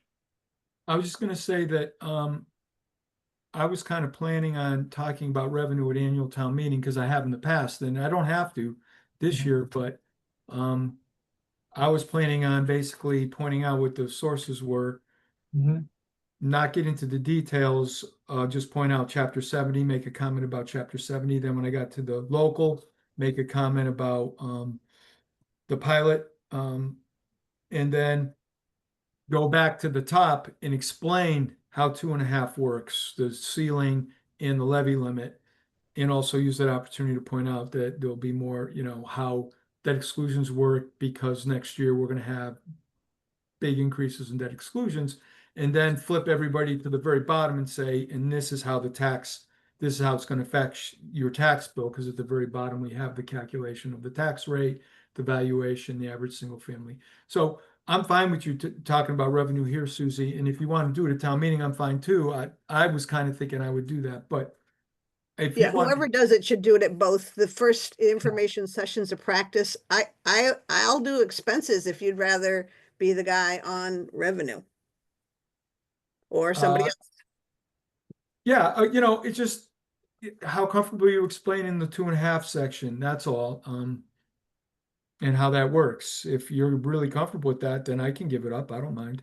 Yeah, I think I have a sort of person on the street view of that. You know, that we're we're allowed to spend this much, but we had really conservative budgets and we were able to save up, and now we're engaging some of that. That's all. I would call it, I probably would use the word excess levy capacity, but I don't really need to. I believe it's, so that's how I view it. So Well, you can do it usually your way. at town meeting, when we start the budget, we go over the revenue schedule before we hit the expenses. So I would be using this as the guide. Yeah. You Yeah. know, I And would I'm point just, people to the total levy, the total levy, the total total aid, total local, and say, there's your total. At the bottom, that equals the budget. And then I would say, we need $6 million from tax levy, and I'd go up to the tax levy, and then I'd get more in depth on the tax levy, what the ceiling is, easy peasy, $25, there's a calculation, and then how the levy limit works. It was set 15 years ago. It goes up by 2.5 plus new growth each year. And then, show how debt exclusions are added to it. And there's your levy limit. And then I'd skip down to the total levy number and say, that's the amount we need to fund the budget. The difference between the two is this line called excess levy capacity. And then I would give a brief description of what that really is. It's the accumulation of the limit that we haven't been spending up to. So I actually I have a kind of a different suggestion, which is I think that overview that you just shared there, George, I would actually argue that that's appropriate for the budget information session, but because I think that's a kind of more engaged audience that is curious about that level of detail. But I think at annual town meeting, it's more of the person on the street kind of an audience that Susie was referring to. And I kind of like, I know we were initially saying like this is kind of a dry run for annual town meeting, but actually I'm starting to think that it is a That's too different much. level of detail and information needed for these two conversations. And that what you kind of walked through there sounds like the right level of information and detail for the budget information session, but that what Susie was suggesting as kind of the much more sort of simplified, kind of high level, like here's what we were like potentially able to budget, but because we had conservative budgets, we didn't. And so now we're kind of tapping into that excess like that kind of more simplified discussion seems right for annual town meeting. But Especially with the 42 warrant article Yeah. annual town Yeah. meeting. exactly. Yeah. What do And other some- people do? Somewhat, we can also run on the idea that it's a whole cloth. And if we do have the charts up on the wall, and not the budget schedule that has all the detail, but just the pies up on the wall, I think, we can try to run through that in that person on the street way at town meeting. So contrary to what we said earlier, how would you feel, George, about you doing kind of what your sort of typical kind of detailed walkthrough for Wednesday's budget info session? But then Susie, maybe you at annual town meeting, I know it like in some ways it maybe makes more sense to have the same person, but maybe you do kind of the more simplified talk or sort of teeing this up at annual town meeting. I'm fine with that. Yeah. Yeah, and if people at town meeting start asking in-depth questions, we can Yeah, always and we refer can back always- to the revenue page. Exactly. April? Yeah, I was just going to echo what you were saying. I think that makes perfect sense. It's like George is going to be the professor for the advanced placement class. And Susie is going to be, the real person walking in. It's like, this is what we got. Right. I like that. The really good TA that like you actually, like feel like, okay, now I'm like, I got it. I understand it. Yeah. Yeah. Kathy. So I just want to say that while I've taken a year to try to learn this language, I don't anticipate that I will be saying anything at either of these sessions. And I hope that's okay, because I don't think I could do anything anywhere near as well as all of you can, because you speak and you understand the language. It's taken me a year to get to the point where I realize, yeah, this is not my cup of tea. So I hope that's okay. That is, yeah, no, it is. I don't think it would be practical for literally every member of the FinCom to talk. It'll just go too long. So yeah, no, Yeah, okay, good. I didn't have that expectation that everybody would. Phew. Bob, Just want to say, when I hear George start talking about the revenue sources and excess levy capacity and all the rest of the details, I start to fall asleep. So I can only imagine what people at town meeting are going to feel like, because that kind of detail, I think people don't listen to it. I think that you're onto something with the idea that we have to have, I won't say a dumbed down version, but a simplified version of the conceptual aspect of of the levy capacity and how tax rates are formed, because it is something that I think most people are not going to be attended to. As Kathy said, it takes a while to get up to speed in this committee on these issues. And so people that are just glancing at it for the first time, or maybe just once a year at town meeting, they're not going to be able to follow it, I think.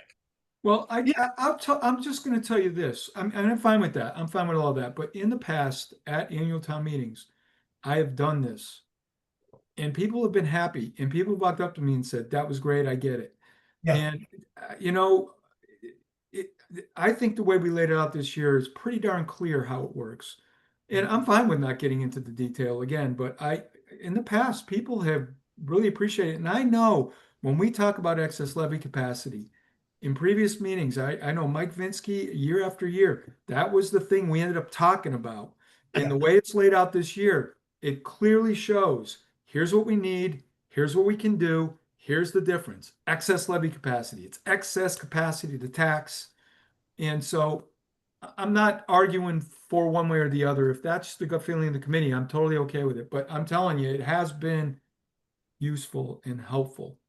I totally agree. And I think that's the challenge, is that we have, our town is a collection of different kinds of audiences, and some of them are really engaged. And I think that group is going to be overrepresented at our budget information session. Yes. And so they will have, like, they will actually learn what they need to learn at the budget information session more so than at annual town meeting. And so I think it is important to give them that picture, that sort of more comprehensive picture.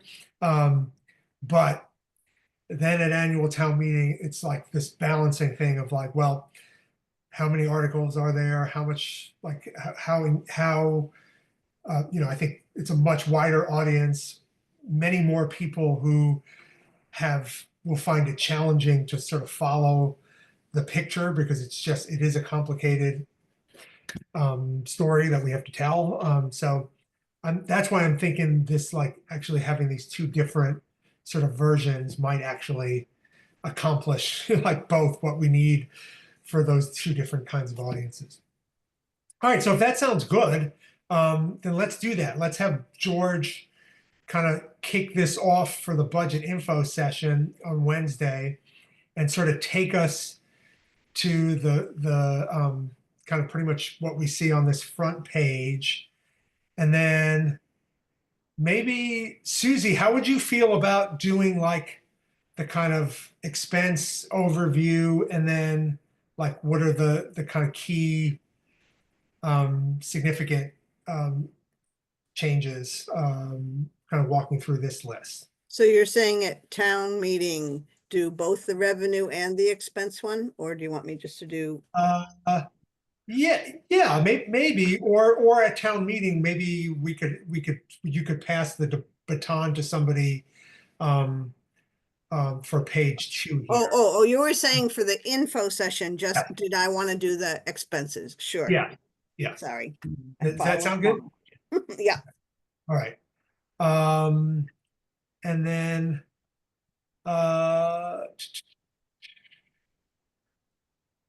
so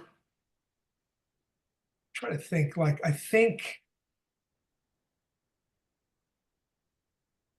page 3, do folks feel like we need to walk? I think we probably do, right? I mean, this is important detail, at least for the budget info session. People need to Maybe understand. I can walk through page 3. Which will kind of tell people, essentially give them, I'm really thinking more of like 3 through 5 here. Will give them an understanding of kind of what are the capital items, what we're using cash reserves for to fund elements of the operating budget, and then kind of what the status of our cash reserve accounts will be at the end of town meeting if all of these actions are taken. Angie, I think you have a hand up. Oh, do I? Sorry, No, I do. Not you. Yeah. Oh, sorry. Just, Yeah. yeah, we I shouldn't agree. forget that for the average person at the annual town meeting, their average attention span is 3 to 4 minutes. So if you go on much longer than that, you really are going to lose them. I think alternating between different voices will help to, make this work a little bit better. But it's going to be a long meeting, and I just would keep that in mind, that brevity is wit, so to speak. We should keep it as short as possible. Yeah. My suggestion actually is at town meeting, we don't actually walk through page 3 here, right? Because all of these things are Mhm. warrant articles anyway, and so Yeah, like absolutely. there'll be a discussion about each one of them. So I think at annual town meeting, what we really need to present is basically pages 1 and 2. Yeah. Do people agree with that, or?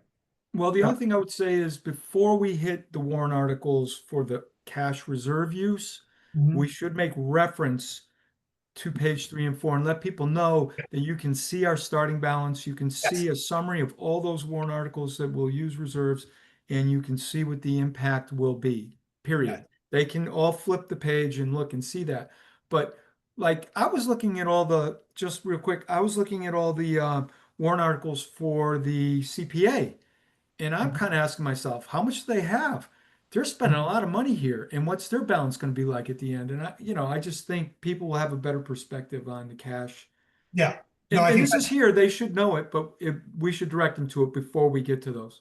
yes, I think you're right, and I think at the beginning of the section of the meeting where all those capital articles, where we walk through them, I think we should make that point. Yeah, you're right. So the moderator needs to know where we want to have Yes. recording. Yeah. Okay. So I think we have, okay, so just to kind of recap, let's talk about these separately. So first, for budget info session night, George is going to start. He's going to walk through essentially page 1 through the revenue picture, tax rate implications. Susie is then going to walk through the components of the expense budget. What are the significant increases? We really only have a couple of decreases. Well, we've got a few. So yeah, significant increases and decreases. I'll walk through page 3. And then we can do Q&A basically at that point.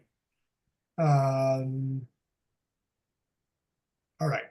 At annual town meeting, sorry, April? No, just one thing. I also think it's important at both places to have some reference to the larger context. Yeah. And I think you, AJ, would really be able to articulate that very well. Okay.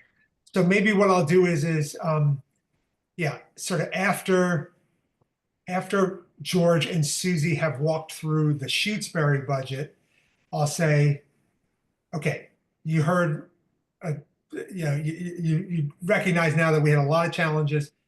We're not alone. Here's what's been happening in other towns in our region. They've faced similar challenges. For example, here's 3 or 4 examples that I'll pull. Yeah, I think that's useful. And then I'll walk through page 3, and then yeah, and then we can take Q&A. So that would be the plan for budget info session. Then at annual town meeting, we're actually going to switch it up a little bit. Susie is going to start and is going to kind of give an overview of page 1 here in a more streamlined version. And then George, how would you feel about doing kind of essentially swapping and doing kind of walking through the expense picture here for annual town meeting? Yeah, I'm not sure what I need to say above and beyond what's on here. I think it's basically just kind of talking through what's on the paper here. Well, also April's gonna be there, Bob's gonna be there, Jim's gonna Yeah. be there. Yeah. Maybe one of them will walk through it because it is pretty straightforward. Yeah, yeah, you're right. I mean, I shouldn't. Yeah, I'm happy not talking. Who would anybody be interested in kind of walking through this kind of high level overview of the expense budget and what some of the significant increases and decreases were? Sure, I would. Bob, great. All right, so let's have Bob kind of walk through. Again, this is for annual town meeting. Bob will walk through page 2. And then maybe what I'll do is just the same kind of regional context, like just 2 or 3 comments about that, and that's it. We don't need to. We'll explain. We'll refer to page 3 when we get to the capital articles, but nobody's going to do kind of a walkthrough of all this. Does that sound sufficient, Susie?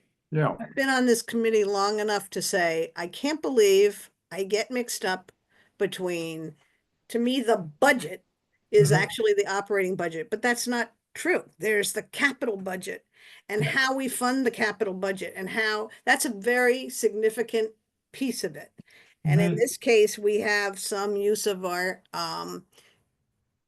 cash reserves that's unusual, and we're going to need to present for Fine, that. So I All right. think when we get, even though we don't have to go through, this is a mower, this is the soundproofing, we do need to say that we are using our cash reserves this year in these ways, and it's basically these A, B, C, D.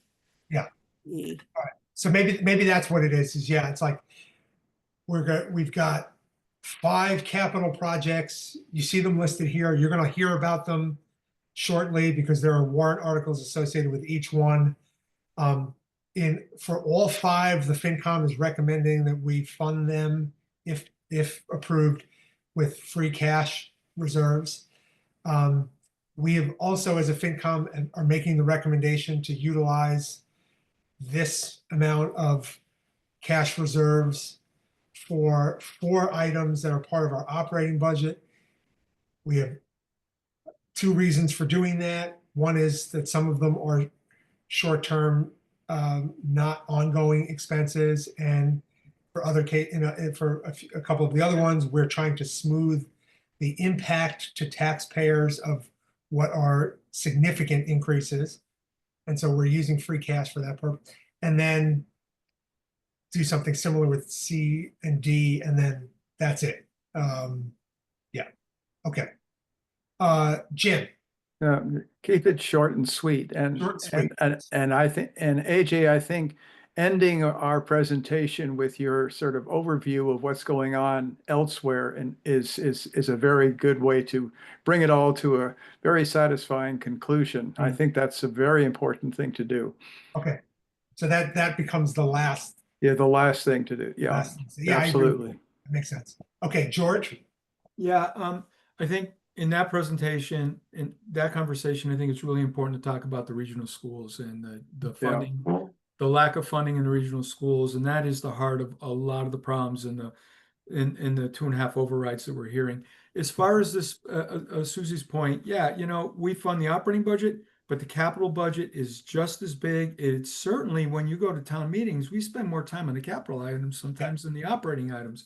So it's really important. But what I want to point out too is there is a concept that I think is important. Whether we covered it or not, I don't know, but there is a connection between the operating budget and the capital budget, and that's debt service. And a lot of the way we're managing this is to keep the debt service out of the operating, or as low in the operating budget as we can. And we've basically committed to 2% of the operating budget being devoted to capital items. Mhm. And we're running up against that limit. We're hitting that limit right now. And so I don't know how to approach that. I don't know what detail we want to get into that, but that's something to think about as well as we're presenting these things. Yeah, right. Okay, I don't know why my hand is up. Let me take that down.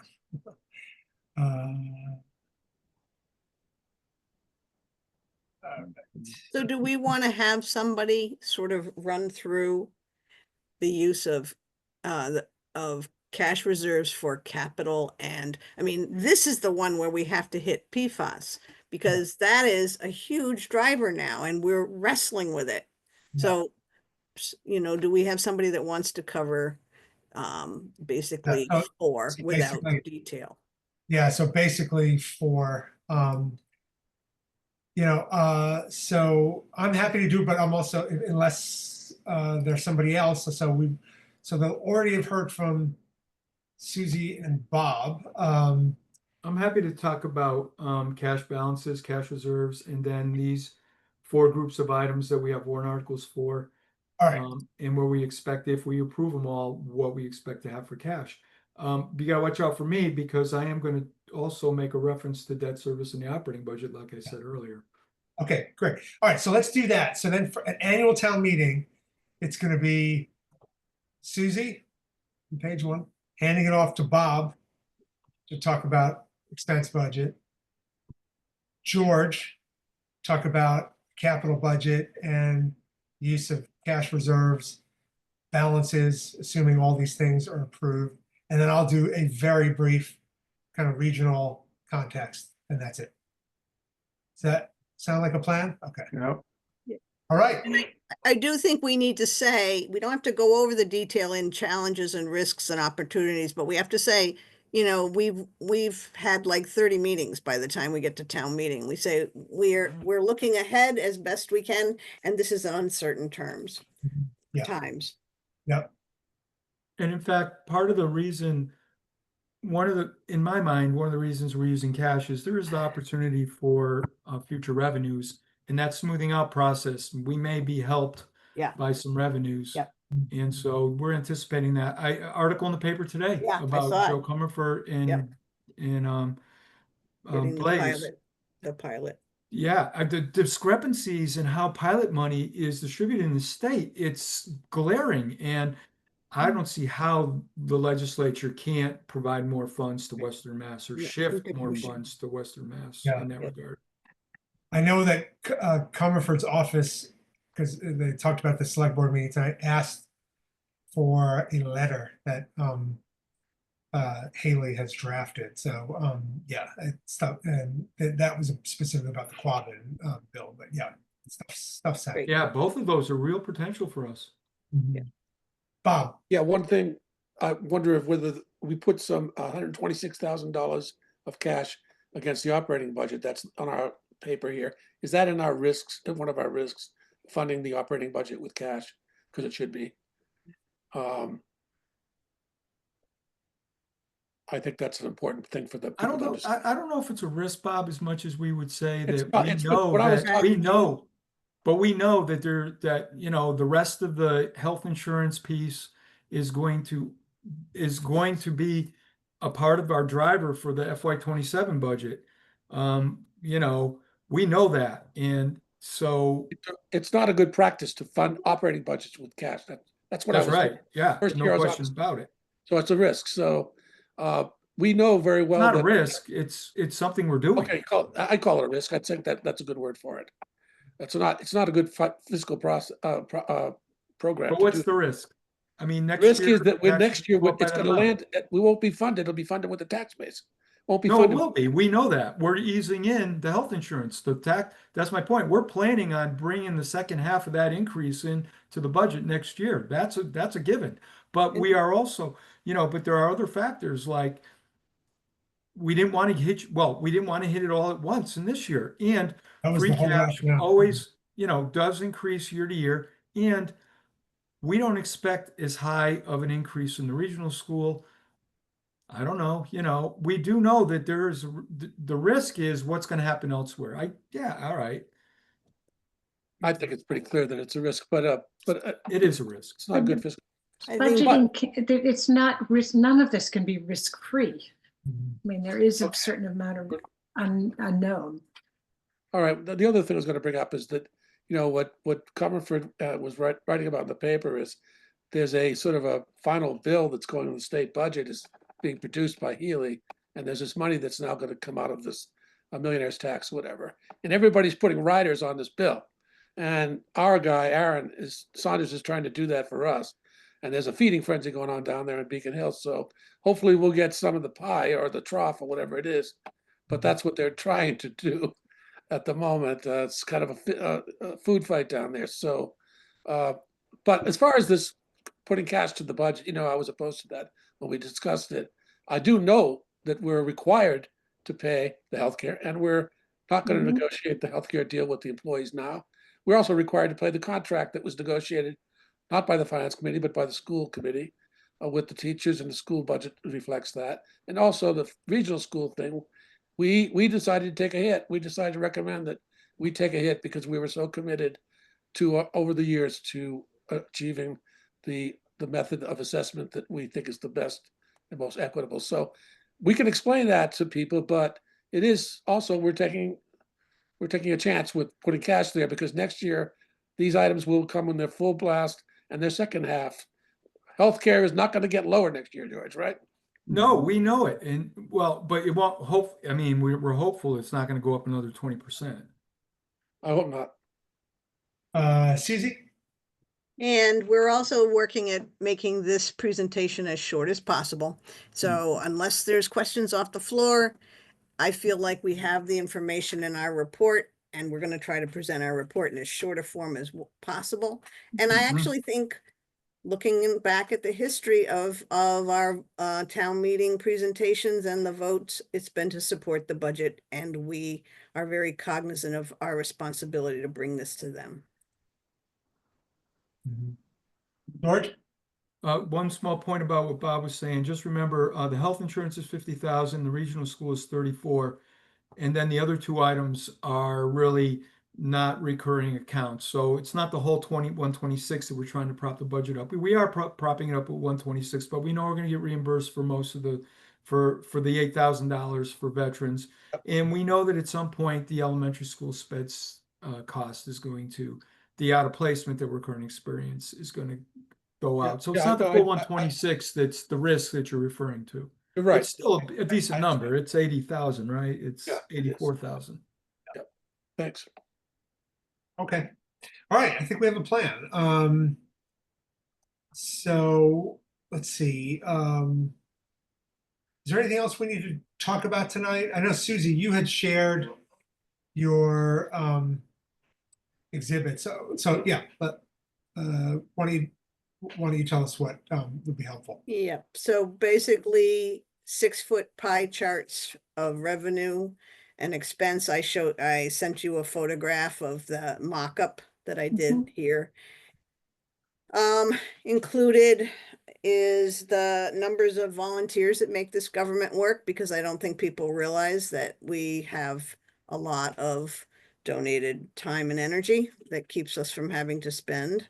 And then I have that semantic field, which is, because it's been such a hard year, it was a little hard for me to put that semantic field together. It felt aspirational, not so much actual, but that's just being tired. And but I believe that having words in front of people that are positive is another thing. So there were 3 parts I showed you, and I just need feedback from you. And I put some questions in that. Yes. Thanks for doing that, Susie. Yes, Good. Susie, it looks great. Yeah. Do you need help putting this together? Because I really think I think the idea of having the things, you know, the pie charts up on the walls is excellent. And the idea of community, and I would volunteer to help you do this. Okay, well, Together, it's a I lot have of some work. other helpers. If everybody agrees to those pieces, then getting it done starts on Thursday, and I'll see what kind of way I can divide up the tasks so people can help Um, you. Susie, I think my version of the, I don't know, for some reason, the pie chart Mhm. didn't sort of come through correctly, but I have a sense from what your description, like, this is what Mhm. mine looks like. I think I see the, That's one part. okay, Oh, that's, those are the labels. yeah, those Wow. are the headers, but I'm Oh, yeah. assuming the So I- actual, the charts themselves, I'm assuming they're the ones I know from our annual report, right? Did anybody get the pie charts? Do you want them? No. They're the same pie charts in our annual report, no? Yes, in Yeah. color, flat, not pretend fine. three-dimensional. I understand the concept, so I'm okay, but I just wanted to Okay, sorry. that it make didn't- sure that, yeah, right, yeah, they're the ones that we know from our annual report, but in color versions. Okay. Okay. So I will go Great ahead to with me. it unless there's any other advice. No. Anybody have any other feedback for Susie? Okay, Good thanks for luck. doing it. Okay. All right. Thank you. Anything else to cover tonight? All right. So we'll get I'll get a town announce out hopefully tomorrow. And Susie, you said stuff is posted actually, right? Our annual Yep. report. Okay, great. Yep, those Actually, two. that reminds me, AJ, real quick, for the minutes. So in the town announce, let me go back up there because I missed something and I want to get it. On the town announce, let me just find out where I am. You're going to note the time of the meeting. You're going to make a comment about it's a good opportunity for members to people interested in the finance committee of attending. And Susie, you said there was one other thing you said Let's see, I'm looking back. that should be in the announcement. The actual Oh, links that to the stuff is posted on the website. Oh, that's it. Okay, perfect. so that they can review that before So you'll know that it's and give the link. Okay, I'm going to actually provide the link. Yeah. yeah. Okay. And I'll find out, I'll communicate that we're open to either moderator, whoever, yeah, however they wanted to do that. Thank you. Right. Okay, if there's nothing else, I'll make a motion to adjourn. Second. Have a great night. Go Knicks. Congratulations, AJ. Yeah, Appreciate the support. I was at Yeah. a bar in Jersey City watching the game. It was not fun. My son and I, the two of us, it was terrible. Hopefully, I haven't looked that far ahead in the schedule. Hopefully, Oh, yeah. it won't be a game Wednesday night, but we'll see. There might be. I think the game is tomorrow night. Yeah, tonight's I the meant last. and tomorrow's- next 28th. Wednesday. I meant next Wednesday when we have our. Oh, yeah, good point. Set Then, it to record. yeah, no, watch the game. Stay home. Good night, everyone. Good night. everybody. Good night. Grove's eye. Oh, yeah. Barbara Good night. I mean, Bye. yeah, Close your Ay, eyes. ay, ay, ay. Oy. Ay, ay, ay, ay. Oy.